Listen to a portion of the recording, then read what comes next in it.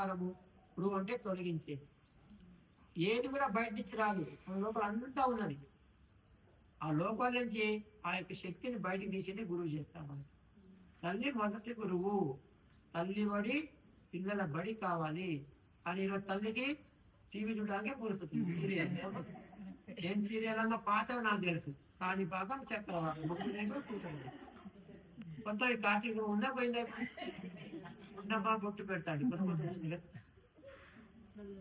వాటికి కొంచెం తగ్గించి పిల్లలకి మంచి సంస్కారం ఇవ్వండి. అట్లా దత్తాత్రేయ వారు 24 మంది గురువులను చేసుకున్నారు. అన్నిటి నుంచి జ్ఞానాన్ని పొందారు.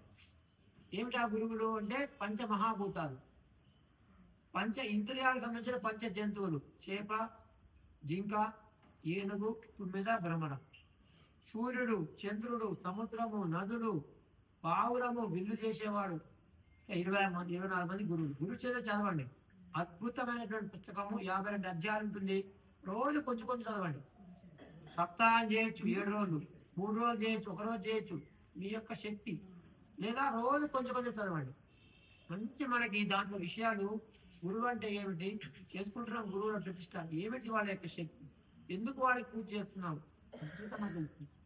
అట్లా మీరందరూ కూడా మన యొక్క ఋషువులను మనకి మంచి ఆచారాల్ని సంప్రదాయాల్ని శ్రద్ధగా భక్తిగా ఆచరణ చేస్తూ మీ తర్వాత వాళ్ళకి అందించండి.